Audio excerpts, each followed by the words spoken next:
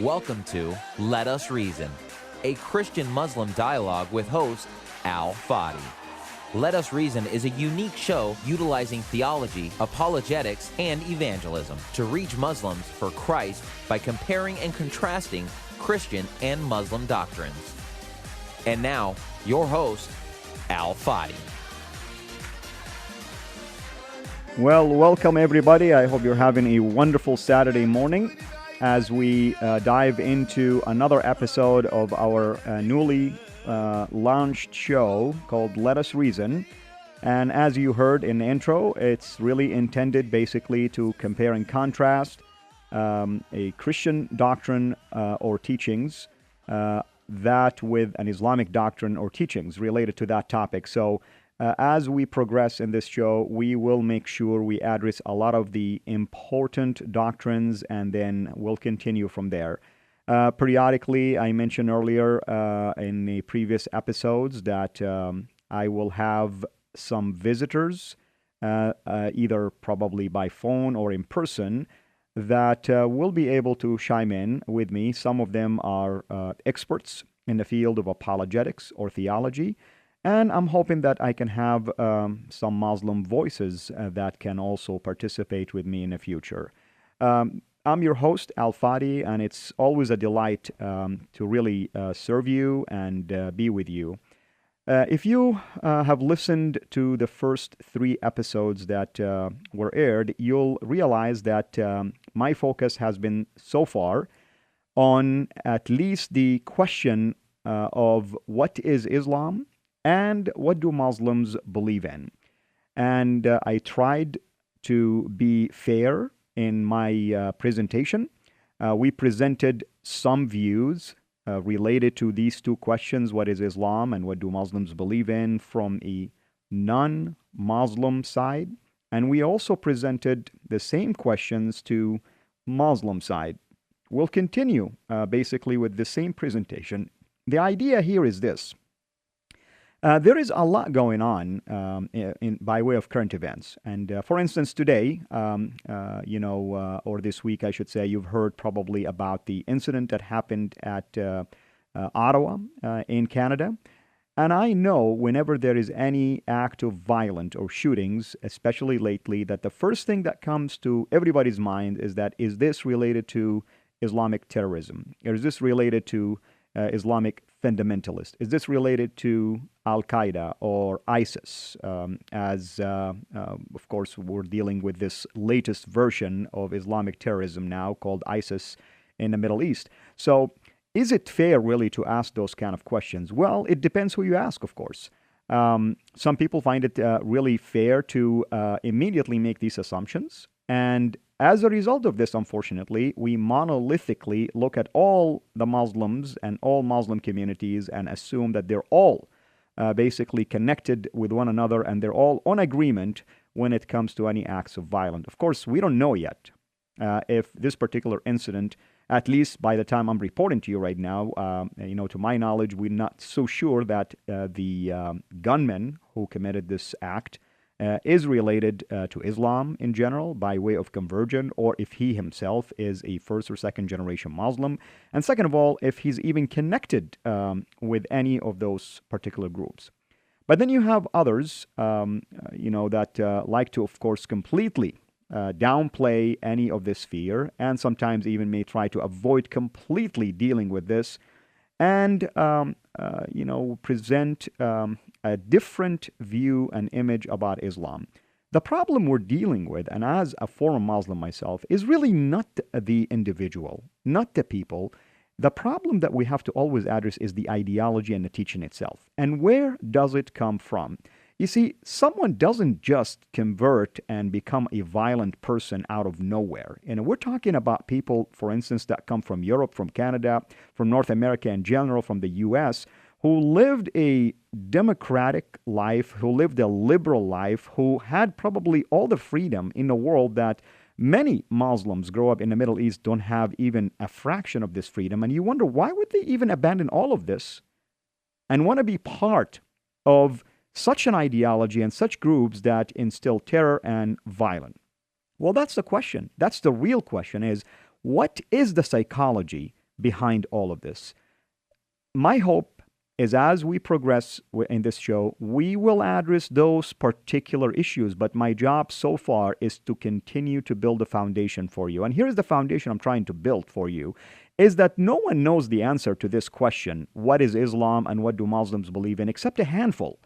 And a handful comes from both sides, really. I mean, a handful of Muslims who are really devout Muslims will give you the true answer to these two questions, and a handful of well-educated, basically Orientalists or Westerners, if you wish, or even non-Muslims in general, that have invested the time to study and to analyze and to gain awareness.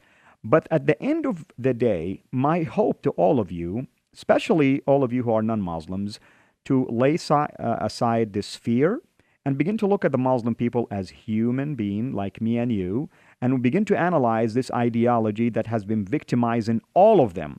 And I can say this with confidence that any Muslim has been a victim of this ideology that has been creating a lot of havoc in the world and terror, not just right now, but for the past 14 centuries. And I say this with conviction because I myself came from that camp.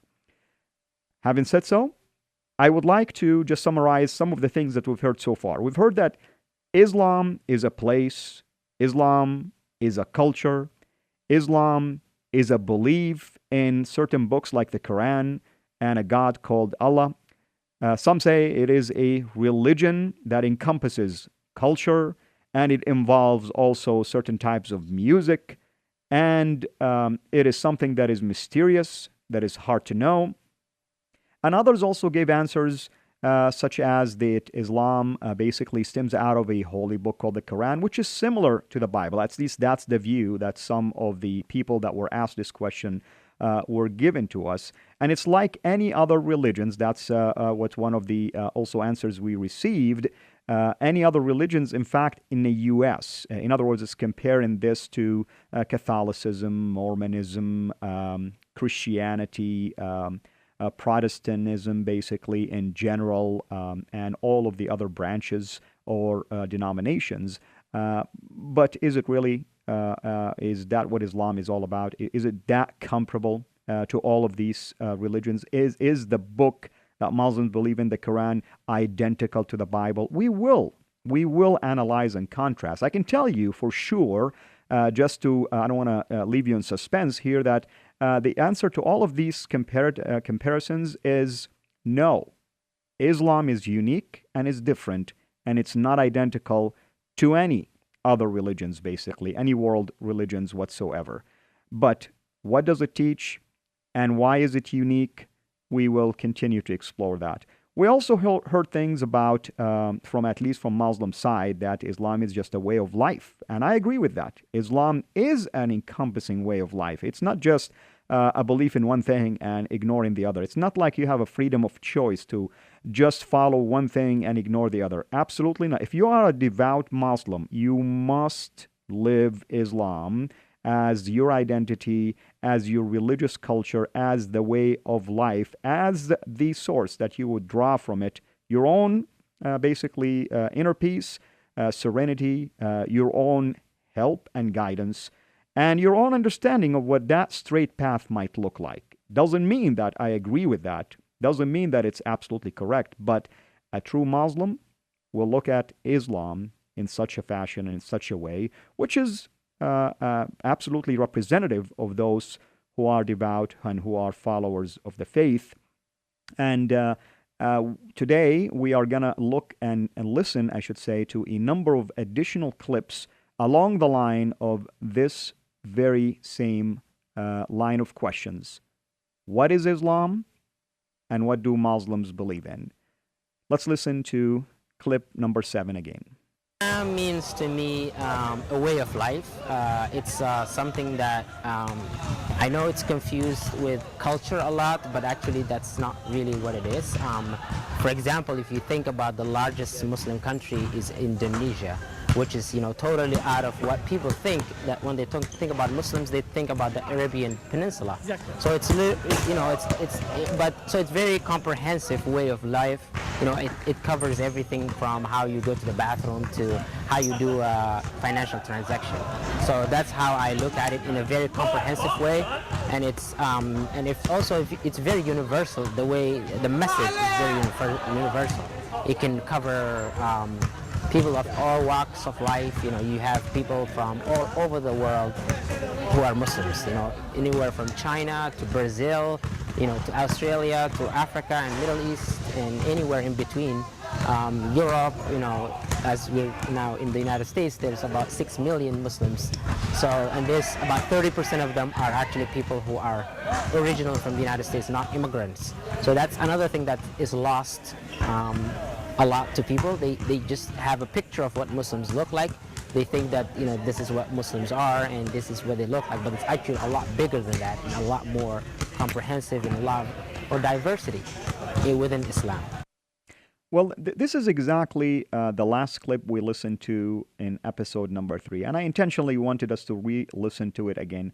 In my view, this is the first good answer that we get from some more in-depth, basically, understanding about Islam. The answer here tells us a number of things, but one of the most profound parts of this answer is that Islam is not a monolithic religion. What I mean by that is this. If you go, as the gentleman mentioned, that the largest Islamic population is found in Indonesia. If you go to Indonesia, and in the same week, you would go to a country like Saudi Arabia, and then in the same week, you would go to a country like Iraq, and maybe even take a glimpse at ISIS from within. And if you were to go to North Africa and start from Egypt, on the far east of North Africa, and make your way all the way to Morocco in the far west of North Africa, you will begin to realize that not all Muslims are alike. And I'm not talking about the way they look. That's not what I'm talking about. From a religious standpoint, they're not the same. You will find those that are hardliners so devout and so fixated on implementing Sharia law and applying it to every aspect of their life in Saudi, all the way to get to Indonesia, where it's just a religion covering. It is just an identity, and the people probably are only distinguished by maybe wearing the hijab, or maybe entering the mosque periodically, or using some Islamic terminologies. Outside of that, a Saudi Muslim might go to Indonesia and tell you, what I just heard from the Indonesian Muslim doesn't really line up with my understanding of Islam. Or a Saudi Muslim, like myself, when I was, basically that's my former land, goes maybe to North Africa, to Egypt, and will say, well, I hear things that they're saying that is not in line with the Orthodox Islam. Or going to Morocco and saying, I do not see the type or the form of Islam that I was used to. Islam is not a monolithic religion. That's number one. That's very important for us to remember. Number two, under the Islamic umbrella, under the Islamic identity, there are numerous subcultures that have been either absorbed into Islam or were modified to accommodate Islamic values. What I mean by that is, an example, you go to, for instance, Southeast Asia in general, and you'll hear about what is called folk Islam or animistic form of Islam. What is that? Well, it's the belief in the evil spirits and the powerful spirits, and invoking the evil eye, and using the occults and the charms and other objects, basically, to fend off the impact of those kind of spirits. Well, I can tell you this, in Orthodox Islam, all of these are heresies, actually. I mean, you do not believe in any of that kind of thing, because if you do, you're going against basically the original teachings of the Prophet and the teaching of the Quran and teaching of Islam. So, right there, we have a big problem, because you have the majority Muslims in Southeast Asia, represented by Indonesia and other parts, that believe in things that the orthodoxy of Islam, found, for instance, in the Middle East, and especially at the heart center, which is Saudi Arabia and Mecca, you'll find it completely the opposite. So that's what I mean by the fact that Islam is not a monolithic.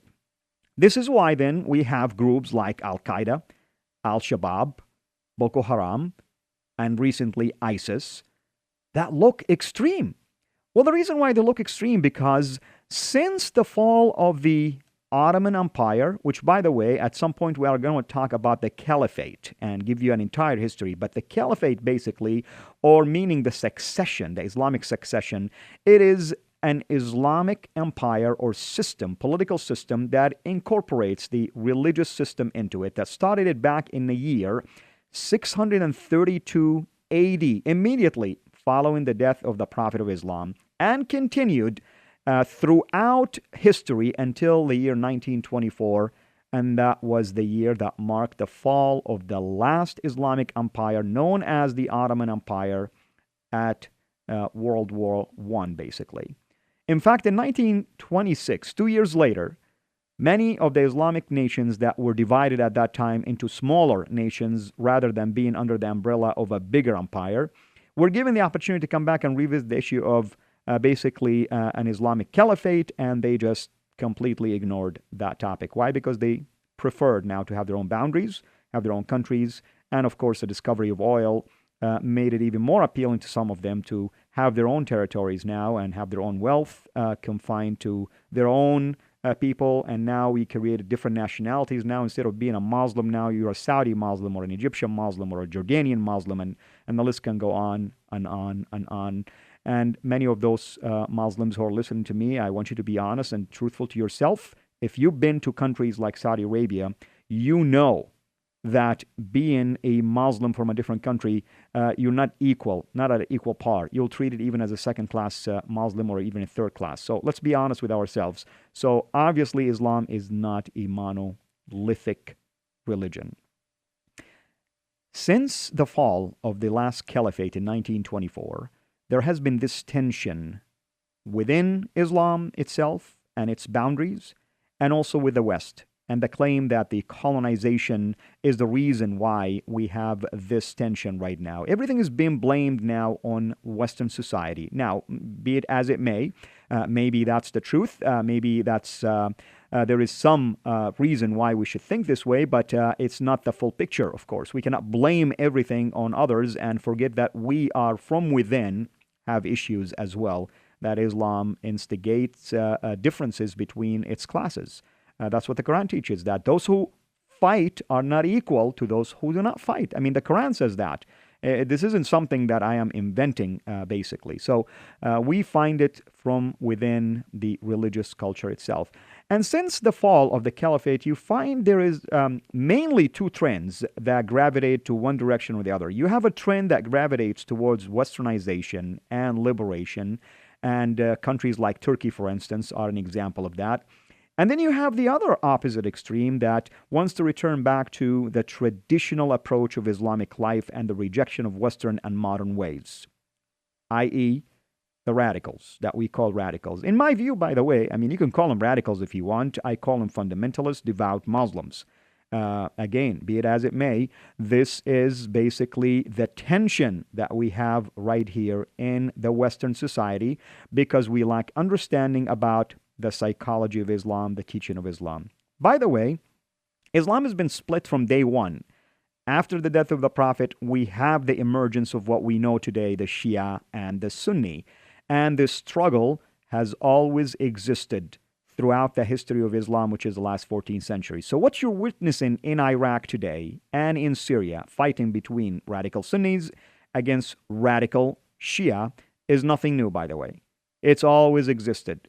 But you haven't heard about it before because you didn't have social media and YouTube probably for a while. Or maybe you haven't had Google, but it's been always there. It's always existed, nothing new. So I feel sometimes that our reactions make it look as if it's something that just happened. No, it's been around for all of the Islamic age, for as long as Muslims knew it. There's always been a separation between these two great sects, Shia and Sunni. Granted, the Sunni represent the majority, about 90% of Islamic population, and the Shia represent the minority, about 10%. But we have other branches of Islam, by the way. You have the Sufi, you have the Baha'i, you have minorities like the Ahmadiyya, And you have many other branches of Islam, some of them, by the way, that don't even believe in jihad and violence. Some of them are also basically persecuted by their own people. So we will, I promise you this, visit all of those topics because I want to make sure in my show that I'm going to fix a lot of these issues that have been misrepresented. And we want to be fair also to the Muslim side. We do not want to also misrepresent the other side, as I mentioned. We want to always be fair and present its view correctly. And I want to tell you this, not all Muslims are on board of what's going on in the Middle East. Not all Muslims are on board with the violence that you hear about. Not all Muslims are on board with attacking and killing others and terrorizing them. I hope my message is clear when it comes to that. Let's listen to another clip number 8, and learn something about these two questions. What is Islam and what do Muslims believe in? Clip number 8. I consider Islam as a gift from God to human beings. I use it all in my life, or in school, in my personal life, in family, and everything. Islam is a gift, so I use it in everything.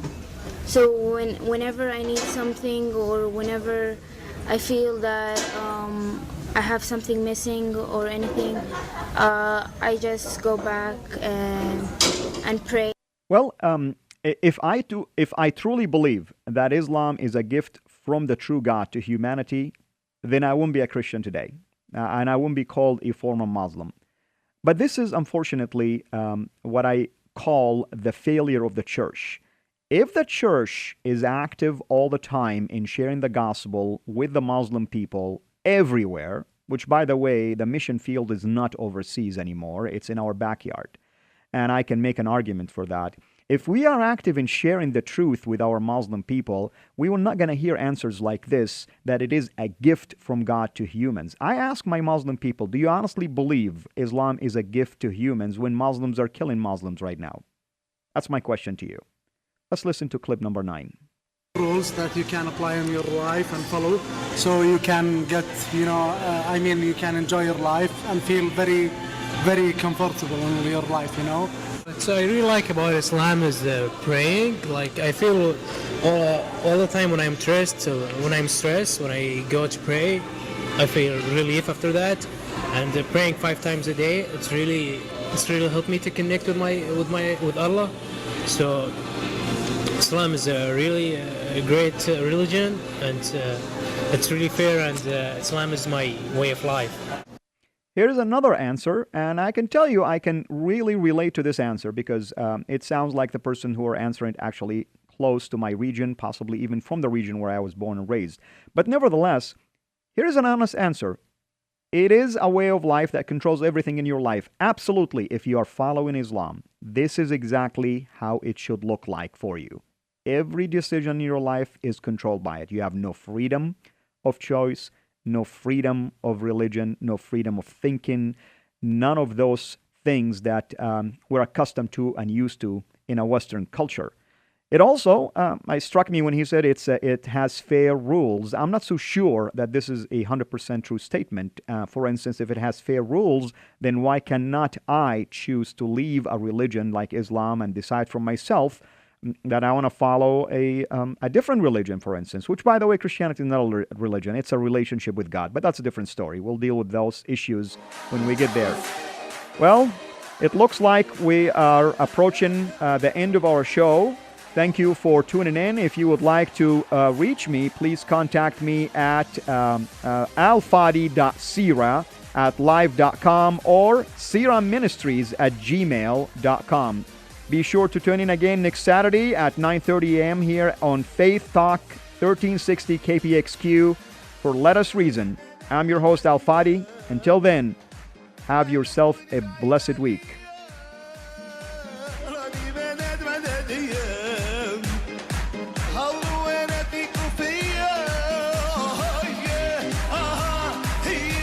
Se souvenir